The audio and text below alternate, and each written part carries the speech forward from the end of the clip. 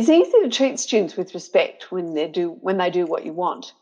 The challenge as a teacher, though, is to treat all students with respect, even when they're off task, when they're refusing to follow your directions, when they're out of bounds, or they're using abusive language. And that's not easy to do. A young teacher once complained to me that her high school students did not show her respect. They didn't listen when she was teaching, they rolled their eyes and turned away when she tried to reprimand them, and they were generally difficult to manage. In her opinion, kids should just show respect to teachers, because she'd done that when she was a student. She didn't feel the need to prove that she deserved the students' respect or that she needed to work at building relationships with them. And while I understand her perspective and also her frustration because she was being ill-treated by those students, a significant but often overlooked aspect of your job as a teacher is to teach students how you want to be treated. And you do this through explicit lessons about appropriate behaviour, by modelling respectful behaviour towards your students and your colleagues, and through building a positive classroom culture where students learn respectful ways of relating to each other. Some high schools can dismiss the importance of teaching values as simply the work of primary schools, but with our current knowledge of brain development, it's unwise and potentially detrimental to treat teenagers as if they're adults and assume that they don't need explicit instruction in social and emotional skills. In the past, teaching was about controlling or suppressing students, and corporal punishment was part of the course. Teachers today, though, need to deliberately incorporate ways of relating to their students that model mutual respect. And the use of positive behaviour management strategies supports social learning and shows that you care about your students and that you understand them. In this video, I'll share why it's important to show students respect, especially when they're not behaving appropriately, and the effective strategies that you can use to show students that you respect them as people. My name's Amaro, and I'm the Principal Presenter at The Highly Effective Teacher.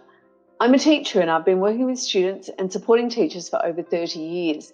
I'm passionate about teacher wellbeing, and I combine research and experience to provide strategies that improve teacher wellbeing and relationships with students, especially those practices that take no more extra teacher time.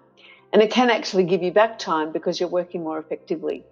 I love coaching teachers so that they learn to thrive in the teaching profession, not just survive. Improved teacher wellbeing means improved student wellbeing, and that contributes to better academic and social outcomes for all our students. If you'd like to learn more about teacher wellbeing, please subscribe to our channel and ring the bell so that you receive notifications of all our videos. When you subscribe, that helps to support the channel and means that we can keep making these videos, get the information and support out to more teachers. Why is it important to demonstrate respect for your students? Well, first of all, it builds positive relationships with your students, and that's good for you and it's good for your students. And when you have a good relationship with your students, they're more likely to be on board with what you're doing and you're more likely to get more learning done. Secondly, showing respect maintains the dignity of both people. So it maintains your dignity and the dignity of your students. And that enables people to act in better ways. It also means that, especially in a case where a student is acting inappropriately, they still maintain dignity, and you do as well, because you don't give in to your feelings. Showing respect increases students' sense of belonging and connectedness to the school, and that means improved outcomes for students because it decreases the likelihood of students dropping out of school, which is a high predictor of antisocial behaviour, incarceration and lack of literacy skills. So when you show students that you respect them, you bring them in and help them have a stronger sense of connectedness to the school. When you show respect for students, it reduces the levels of stress, conflict and behaviour problems within your classroom and within the school, because you deal with issues in a calm and considered way. Showing respect for students also improves communication, because when students are treated with respect, they're more likely to listen to you because they know that they'll get a chance to tell their side of the story. So how can you show respect for your students, and are some of the things you're doing already succeeding with that? Sometimes it helps to ask, how would you want someone you love to be treated if they were displaying challenging behaviour? Either someone in a nursing home or someone in a preschool or a young person in a high school. The first thing that you would like to do to show respect is to listen. The best way to show respect to someone is to listen to them.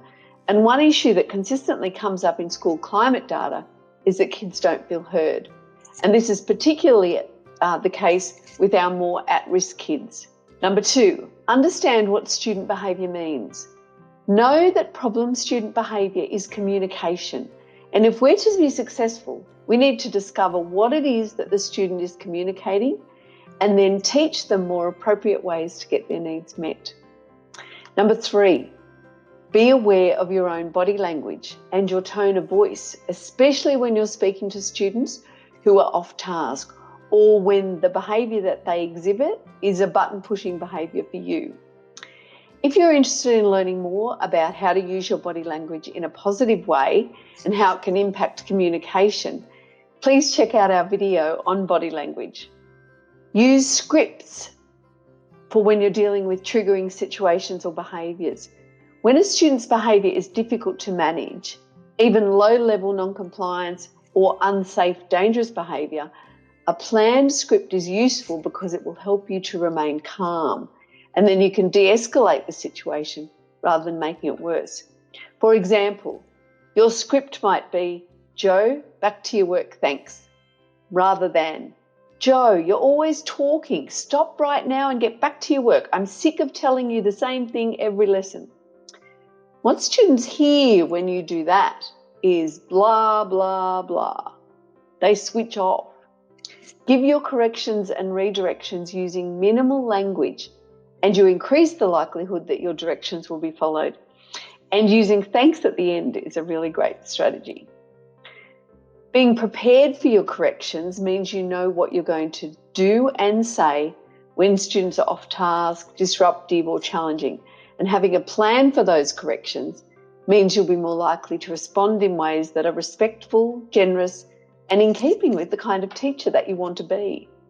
Next, remove the emotion. If you can, focus on the behaviour that you want from the student and remove your own feelings from your response to them, and deliver your instructions in that calm, measured tone.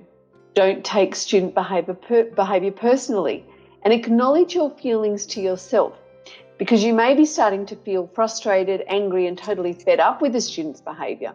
But you have to remember that the behaviour is not about you, and letting those emotions get the best of you won't help the situation. One way to deal with this and maintain positive teacher-student relationships is to acknowledge the feelings and recognise that that's not the right time to discuss it. For example, you might say, "Tim, I'm feeling really angry right now, so I'm going to wait for a few minutes until I feel calm. Then we'll talk about it." This gives you thinking time and processing time, and that means that you won't say something that you wish you didn't. Thanks for watching our video. Stay safe and happy teaching.